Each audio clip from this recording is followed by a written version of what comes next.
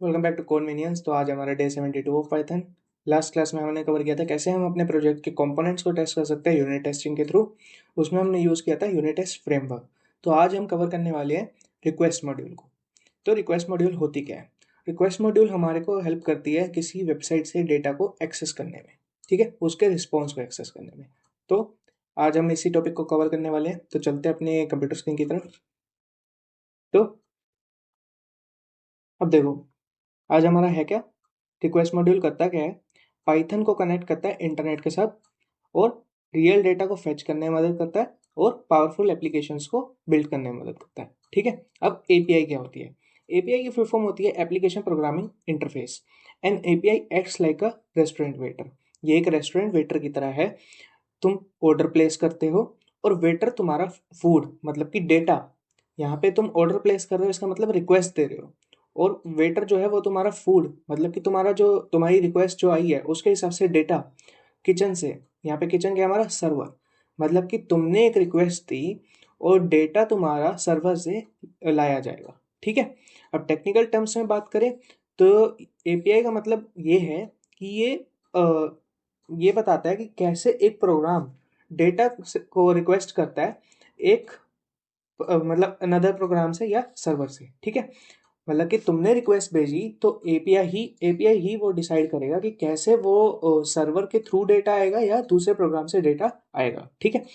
This connection is fundamental to modern applications. ये modern applications का एक फंडामेंटल है, जैसे कि वेदर एप्स हो गया या फिर सोशल मीडिया प्लेटफॉर्म्स, ये सब में काम आता है, ठीक है। तो अब देखते हैं हम एच टी टी पी का मतलब है हाइपर टेक्स्ट ट्रांसफर प्रोटोकॉल। ये है लैंग्वेज इंटरनेट की। When programs communicate over the internet, जब प्रोग्राम्स इंटरनेट पे एक दूसरे से बात करते हैं तो वो एच प्रोटोकॉल्स का यूज करते हैं। और इन रिक्वेस्ट मेथड्स को अंडरस्टैंड करना बहुत ज़्यादा एसेंशियल है ताकि हम एपीआईज के साथ एफिशिएंटली वर्क कर पाए, ठीक है। अब इसकी रिक्वेस्ट मॉड्यूल में हम क्या क्या चीज़ें कर सकते हैं। सबसे पहले हम गेट रिक्वेस्ट भेज सकते हैं। गेट रिक्वेस्ट क्या करता है, सर्वर से डेटा को लाना, मतलब गेट करना। तो ये होता है गेट रिक्वेस्ट। पोस्ट रिक्वेस्ट मतलब तुम कोई चीज़ भेजते हो तो पोस्ट ऑफिस में मतलब पोस्ट के थ्रू भेजते हो, या मतलब तुम इंस्टाग्राम पे दूसरों को चीज़ें दिखाना चाहते हो तो उसमें पोस्ट करते हो। तो सिमिलरली अगर हमें सर्वर पे नया डेटा भेजना है तो यहाँ पे हम पोस्ट रिक्वेस्ट का यूज़ करेंगे। फिर आती है हमारी पुट रिक्वेस्ट। पुट रिक्वेस्ट क्या करती है, अब एग्जिस्टिंग डेटा को अपडेट करने के लिए मदद करती है, ठीक है। फिर आती है डिलीट, जो भी हमारा सर्वर पे डेटा है उसको रिमूव करने में हेल्प करती है, ठीक है। आज हम फोकस करेंगे गेट रिक्वेस्ट पे, जो कि बहुत ही ज़्यादा कॉमन है इंफॉर्मेशन फेच करने में एपीआई से, ठीक है। तो अब हम देखेंगे कैसे हम रिक्वेस्ट मॉड्यूल को यूज़ कर सकते हैं। सबसे पहले हमें मॉड्यूल को इंस्टॉल करना पड़ेगा, ठीक है। तो इसके लिए हम यूज़ करेंगे पिप का, पिप इंस्टॉल रिक्वेस्ट, ठीक है। उसके बाद हमें इंपोर्ट करना पड़ेगा इंपोर्ट रिक्वेस्ट, और इंस्टॉलेशन को वेरीफाई करने के लिए हम उसका वर्जन चेक करेंगे। अब वो कैसे करेंगे, प्रिंट करवा देंगे request dot double underscore version double underscore को, ठीक है। एक बार इसको रन भी करके देख लेते हैं। हमें यहाँ पे इंस्टॉल करना पड़ेगा पिप इंस्टॉल रिक्वेस्ट। मेरे पीसी पे ऑलरेडी इंस्टॉल्ड होगा तो यहाँ पे रिक्वायरमेंट ऑलरेडी सेटिस्फाइड आ सकता है, ठीक है। रिक्वायरमेंट ऑलरेडी सेटिस्फाइड आ रहा है। तो अब हम क्या करते हैं, यहाँ पे सिंपली इंपोर्ट कर लेते हैं रिक्वेस्ट को, और उसके बाद हम प्रिंट करवा लेते हैं request dot double underscore version double underscore, ठीक है। इसको एक बार हम रन करके देख लेते हैं। तो जो हमारा आउटपुट आएगा वो आया 2.32.5, ठीक है। ये हमारे रिक्वेस्ट मॉड्यूल का अभी वर्जन है जो हमने अभी इंस्टॉल कर रखा है, ठीक है। इसके बाद अब पहली रिक्वेस्ट भेजना देखते हैं, ठीक है।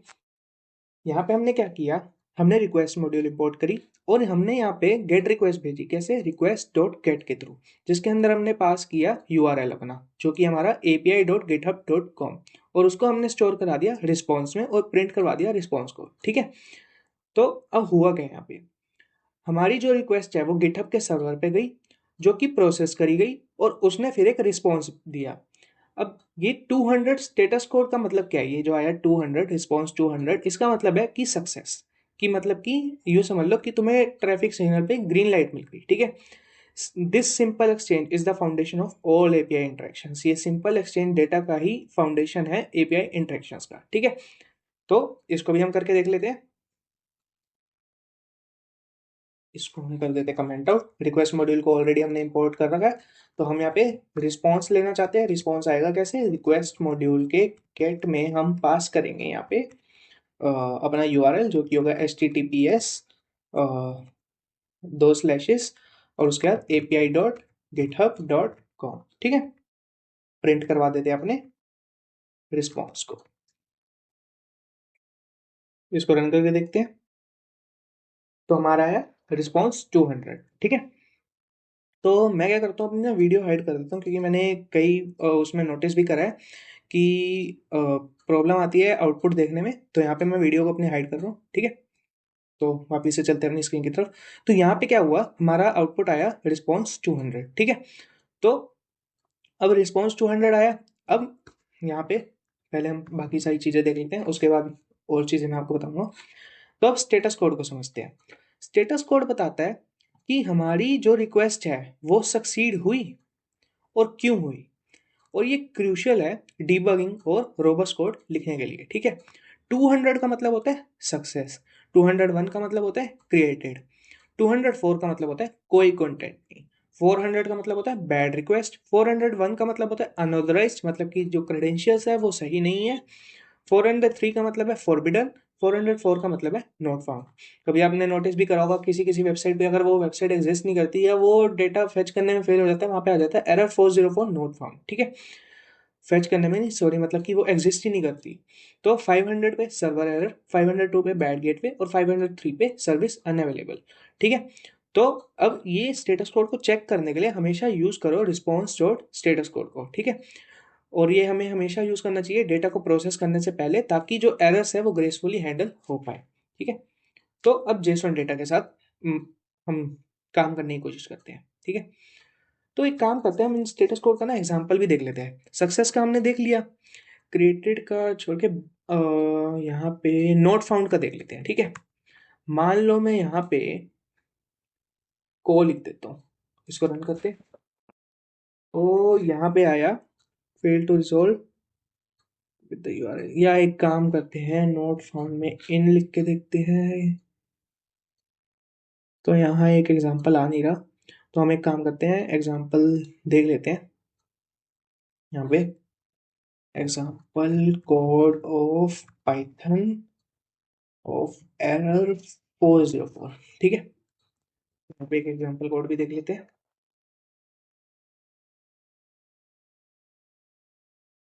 तो ये रहा। इस यूआरएल को एक बार देख लेते हैं। यहाँ पे इस यूआरएल को पेस्ट कर देते हैं और एक बार रन करके देखते हैं। तो अभी भी हमारा आया, ये ना एक्चुअली एरर 404 दे नहीं रहा,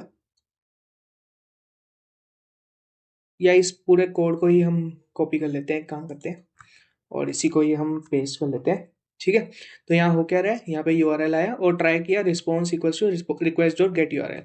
अगर हमारा रिस्पॉन्स का स्टेटस कोड है 404, तो हम प्रिंट करवा रहे हैं एरर 404 पेज नॉट फाउंड, और एल्स में प्रिंट करवा रहे हैं सक्सेस स्टेटस कोड, जो भी स्टेटस कोड हमारा आएगा, एक्सेप्ट में request dot exception dot request exception as e, उसके बाद एन एरर रोकर। ठीक है, रन करके देखते हैं। तो देखो हमारा ये गया एन एरर रोकर पे, क्योंकि हमारा वही आ रहा है, मतलब स्टेटस कोड 404 आ रहा है, बट वो प्रिंट नहीं हो रहा। तो ठीक है, यहाँ पे तभी वो एक्सेप्शन में जा रहा है बार बार। क्या हम एक काम कर सकते हैं, एक बार इसका एग्जांपल चैट जीपीटी से निकलवा के देख लेते हैं। Right code for for error 404 in Python. ठीक है, रिटर्न एरर, और ये फ्लास्क का लिख के दे रहा है। हम एक काम करते हैं, सिंपल पाइथन कोड, फ्लास्क हम यूज नहीं करेंगे। ठीक है,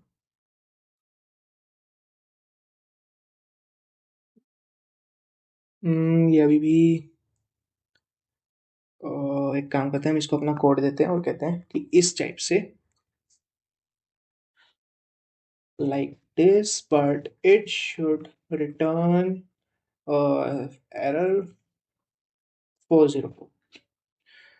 तो अब देखते हैं, रिक्वेस्ट ओपन किया example.com गेट यूआरएल 4 से रिस्पॉन्स डॉट स्टेटस कोड को 404 इसने पहले ही सेट कर दिया, ठीक है।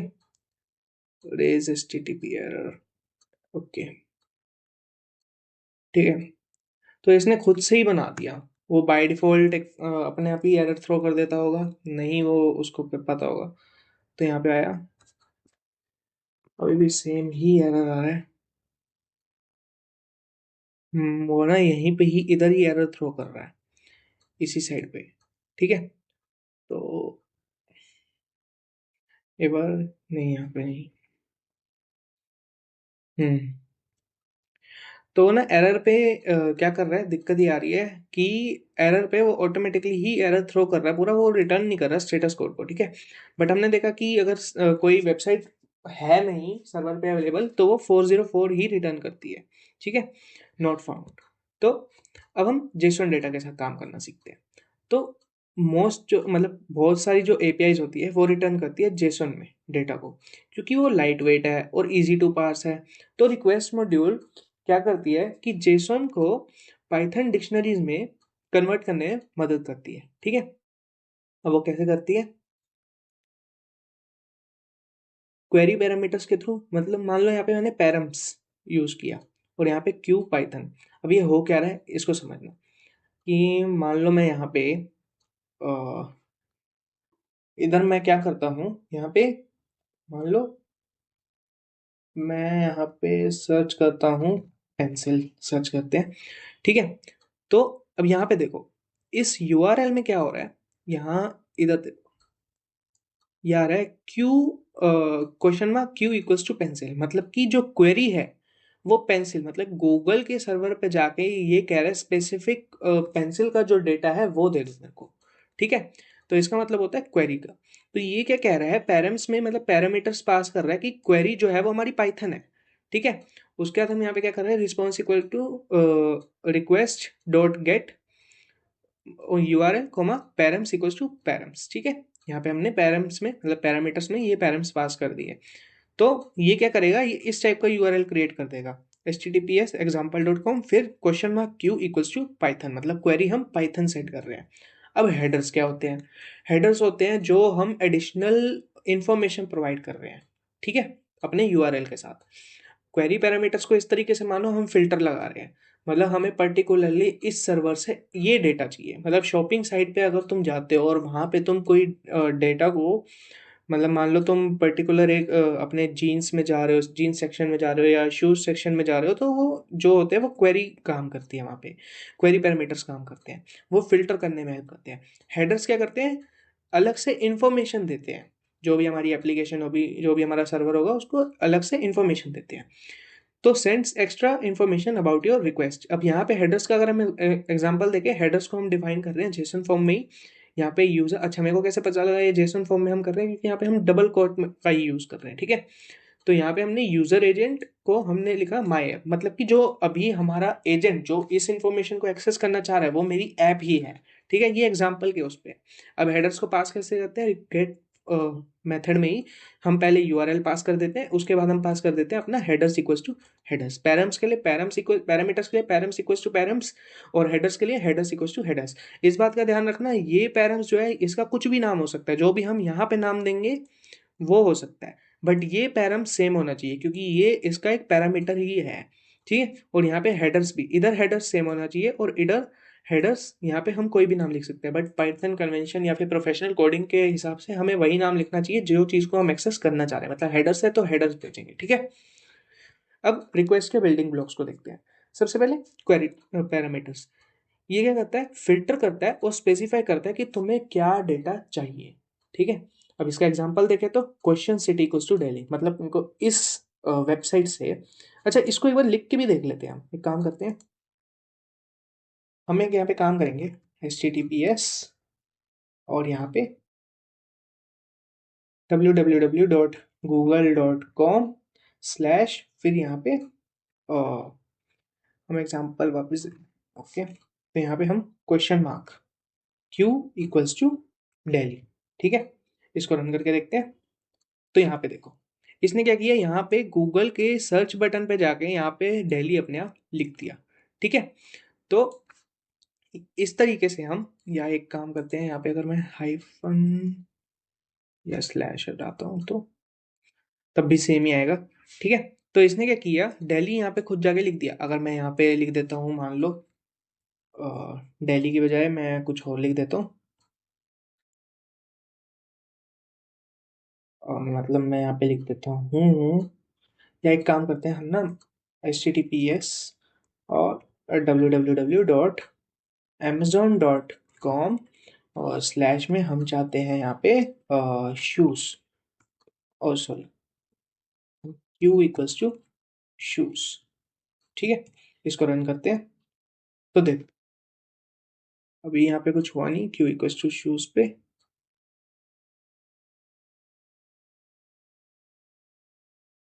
ये शो होना चाहिए था, बट एक बार हम अपना एग्जाम्पल यूआरएल भी देख लेते हैं कि एग्जाम्पल यूआरएल में कॉम, ओके, तो यहाँ पे ये इशू आ रहा है। तो यहाँ हम क्या करते हैं, इसको हम हाइफन को हटा के अब चलते हैं बड़ी, तो अभी भी कुछ, ये हाइफन हटा नहीं रहा। ओके, कॉम, और उसके बाद हम यहाँ पे question mark Q equals to shoes. ठीक है, और इसको एक बार रन करके देखते हैं, तो ये फिल्टर लगा नहीं रहा। एक बार हम यहाँ पे शूज सर्च करते हैं, क्या पता। ओके, इसकी क्वेरी इस तरीके से जा रही है, एस क्वेश्चन के इक्वल्स टू शूज। ठीक है, तो इसको एक बार कॉपी करते हैं और फिर हम वापस से एक नई टैब में इसको रन करके देखते हैं। अब देखो, मैंने यहाँ पे क्या किया, amazon.com में फिल्टर लगाया एस क्वेश्चन के इक्वल्स टू शू, तो इसमें क्वेरी इस तरीके से जा रही है। ठीक है, तो मतलब कि सर्च यहाँ पे ये कर रहा है शू को इसके बाद। ठीक है, तो हर एक के मतलब ये क्यू इक्वल्स टू ये डिफरेंट भी हो सकता है, बट यहाँ पे क्वेरी पैरामीटर्स का एक स्पेसिफिक सिंटेक्स है, अंडर ये हमारा question mark city equals to Delhi. तो एक और बार हम इसको टेस्ट भी करके देख लेते हैं, www.google.com question mark Q equals to Delhi. ठीक है, इसको रन करके देखते हैं। देखो यहाँ पे सर्च बॉक्स में जा रहा है दिल्ली, उधर हमने S and S question mark के करा था, तो उसके सर्च बॉक्स में शू सर्च हो रहा था, और यहाँ पे इसके सर्च बॉक्स में हमारा दिल्ली सर्च हो रहा है। तो ये हमारे क्वेरी पैरामीटर्स। फिर आते हैं हेडर्स, तो ये हमारे को मदद करते हैं आइडेंटिफाई करने में कि रिक्वेस्ट भेज कौन रहा है। ठीक है, एग्जांपल अगर इसका देखें, ऑथराइजेशन टोकन्स, मतलब कि यहाँ पे हम हेडर्स में की वैल्यू पेयर में भेजेंगे कि हाँ ये ऑथराइजेशन टोकन है हमारा। ठीक है, ऑथेंटिकेशन में, ऑथेंटिकेशन इसका बिल्डिंग ब्लॉक है, ये प्रूव करता है कि तुम्हारे पास परमिशन है, एग्जांपल बीआरआर टोकन। ठीक है, और इसके अगर प्रो टिप देखें तो use query parameters for filtering data and headers for authentication and Meta data. This separation keeps your request clean and secure. ठीक है, तो अब प्रोफेशनल एरर हैंडलिंग का एक एग्जांपल देखते हैं। Production code must handle failures gracefully, here is the professional approach to making request safely. तो यहाँ पे हमने क्या किया, रिक्वेस्ट मॉड्यूल को इंपोर्ट किया, और रिक्वेस्ट डॉट एक्सेप्शन से हमने इंपोर्ट किया रिक्वेस्ट एक्सेप्शन। ठीक है, हमने ट्राई किया रिक्वेस्ट डॉट गेट इस यूआरएल को, और टाइम आउट सेट कर दिया 5। अच्छा, टाइम आउट यहाँ पे क्या करता है, देखो टाइम आउट जब हम पास कर देते हैं ना, मान लो तुमने एक एपीआई कॉल लगाई और वो बहुत ज़्यादा टाइम ले रही है, हो सकता है कि वो हैंग ही कर गई, और हैंग करने के बाद वो इनफाइनाइट टाइम ले लेती है। तो बाय डिफॉल्ट जो पाइथन का टाइम होता है ना, टाइम आउट का, वो इनफाइनाइट होता है, मतलब वो वेट तुम्हें कराता ही रहेगा। तो इसके लिए हम यहाँ पे टाइम आउट इक्वल्स टू 5 करते हैं कि मतलब 5 सेकंड बाद ये टाइम आउट हो जाएगा। ठीक है, और अगर टाइम आउट हो गया तो response dot raise for status, और यहाँ पे raise exception for bad status. ठीक है, और डेटा को हम रिस्पॉन्स, अगर मान लो ये कोई यहाँ पे मतलब कि एक्सेप्शन अगर नहीं आई, हमारा यूआरएल सही काम कर गया, तो हम रिस्पॉन्स डॉट जेसन को डेटा में पास कर देंगे। और अगर ये रिक्वेस्ट की एक्सेप्शन आ गई तो इसको हम ई मतलब एक्सेप्ट रिक्वेस्ट एक्सेप्शन एज ई, और इसको हम एरर को प्रिंट करा देंगे। ठीक है, तो एक बार हम इसको रन भी करके देख लेते हैं। ठीक है, तो अब यहाँ पे हम एक काम करते हैं, यूआरएल अपना डिफाइन भी कर देते हैं। यूआरएल मान लो हम यहाँ पे ले रहे हैं HTTPS। अच्छा, अब मैं यहाँ पे जेसन में डेटा ले रहा हूँ, जेसन में ले रहा हूँ, तो मैं यहाँ पे वेबसाइट का यूज़ नहीं कर सकता। ठीक है, तो हम एक काम करते हैं, api.github.com के यूजर्स में जाके मैं अपना ही यूजर नेम यहाँ पे डाल देता हूँ, हर्षित थरेजा, ताकि हमारा डेटा, ये अभी एक बिल्कुल वैलिड वेबसाइट है, तो हमारा एरर आएगा नहीं। एक बार इसको मैं क्लियर करके दिखा देता हूँ। तो इसको अब एक बार रन करके देखते हैं। तो अभी हमारा डेटा फेच हो रहा है। तो अभी हमने क्या, हमने डेटा को प्रिंट नहीं कराया, ठीक है। तो एक बार हम डेटा को प्रिंट करवा देते हैं, तो ये पता लग जाएगा कि डेटा आता किस फॉर्म में है। ये आएगा जेसन फॉर्मेट में ही। देखो जेसन फॉर्मेट में हमारा डेटा आया है पूरा, ठीक है। तो अब इस बात को समझना हुआ क्या। ये एक वैलिड यूआरएल है, हमने क्या किया, रिक्वेस्ट इंपोर्ट करी और रिक्वेस्ट डॉट एक्सेप्शन से हमने इंपोर्ट करी रिक्वेस्ट एक्सेप्शन, ठीक है। हमने ट्राई किया, यूआरएल डाला, उसके बाद हमने गेट रिक्वेस्ट भेजी उसी यूआरएल पे और टाइम आउट सेट कर दिया 5 सेकेंड्स का, ठीक है। और अगर ये नहीं होता, टाइम आउट हो जाता है, तो ही वो जाएगा request dot response dot response status पे, ठीक है। अगर मतलब कोई एरर नहीं आता तो वो डेटा को प्रिंट करवा देगा, जो कि हमारा रिस्पॉन्स डॉट जेसन क्या करता है, जो भी रिस्पॉन्स आया उसको जेसन फॉर्म में कन्वर्ट करके डेटा में स्टोर करा रहा है, ठीक है। उसके बाद हमने एक्सेप्ट में क्या डाला, रिक्वेस्ट एक्सेप्शन एज ई, और उसको एरर ओकर्ड ई प्रिंट करा दिया, ठीक है। अगर मैं यहाँ पे example.com डाल देता हूँ तो अब हमारा एरर आएगा, ठीक है। अब इसको रन करके देखते हैं। तो देखो एन एरर ओकर्ड, जो भी है यहाँ पे एरर ओकर्ड आ गया। उसके बाद हमारा एरर जो है HTTPS कनेक्शन पूल, और यहाँ पे मैक्स ट्राइस एक्सीडेड विद यूआरएल, ठीक है। तो मतलब कि ये वेबसाइट ऑलरेडी एग्जिस्ट करती नहीं है, तो इसलिए हमारा एरर थ्रो हो गया, ठीक है। तो हमेशा टाइम आउट यूज़ करो। अच्छा, टाइम आउट के साथ साथ एक रीट्राई का भी हमारा शायद कॉन्सेप्ट होता है, कि मतलब जैसे मान लो कि कभी कभी हो सकता है नेटवर्क एरर है या कोई और एरर है, तो मतलब टेम्पररी एरर्स में हम ये बता सकते हैं कितनी बार मैक्सिमम रीट्राई करना है, उसको भी हम कवर करेंगे, ठीक है।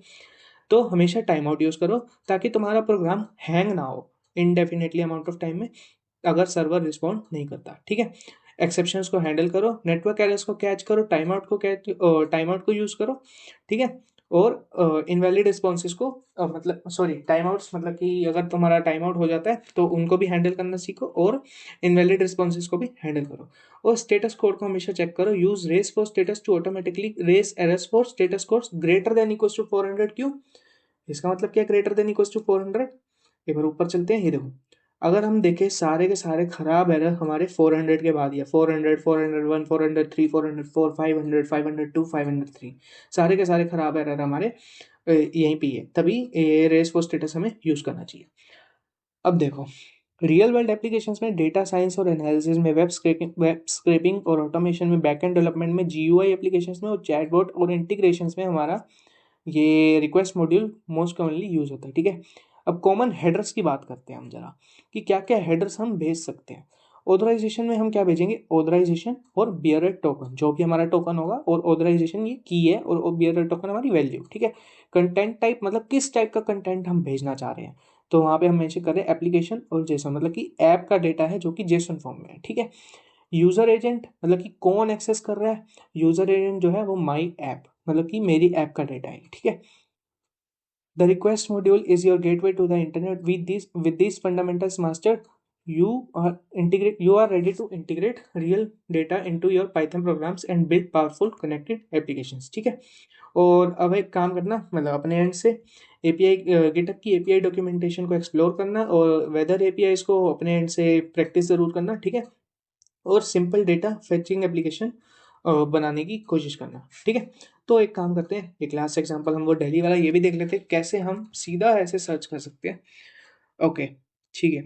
तो हम गलती क्या कर रहे थे, यहाँ पे हम सिंपली HTTPS और यहाँ पे www.google.com, और इसके बाद हम एक काम करते हैं, यहाँ पे हम सिंपली इस तरीके से एक बार इसको हम सर्च में जा रहे हैं, और सर्च में हम क्वेरी भेज रहे हैं जो कि हमारी दिल्ली, ठीक है। इसको अब रन करते हैं, अब आ गया हमारा दिल्ली का रिजल्ट, ठीक है। तो यहाँ पे सर्च क्वेश्चन मार्क क्यू, अगर खाली क्यू कर रहे थे वो खाली सर्च बॉक्स में लिख रहा था, ठीक है। तो इस तरीके से हम अपने रिक्वेस्ट मॉड्यूल को यूज़ कर सकते हैं एपीआई कॉल्स वगैरह के लिए। एपीआई क्या होता है, हमारा एप्लीकेशन प्रोग्रामिंग इंटरफेस, ठीक है। तो इतना ही था आज की वीडियो में, और वीडियो पसंद आई है तो वीडियो को लाइक करें, चैनल को सब्सक्राइब करें, कमेंट में ज़रूर बताएं अगर आपको किसी स्पेसिफिक टॉपिक वीडियो चाहिए तो। और अगली वीडियो में हम कवर करेंगे ओएस मॉड्यूल को। तो आई होप आपको ये कॉन्सेप्ट समझ आ गया होगा, क्या क्वेरी पैरामीटर्स होते हैं, क्या हेडर्स होते हैं, और मैंने अपनी पूरी कोशिश करी कि आपको इन डेप्थ ये सब कुछ समझ आए। अगर कोई भी इसके बाद भी डाउट रहता है वो आप कमेंट सेक्शन में ज़रूर मुझे कर सकते हैं। तो मिलते हैं डे 73 में, तब तक के लिए thank you, bye bye, take care.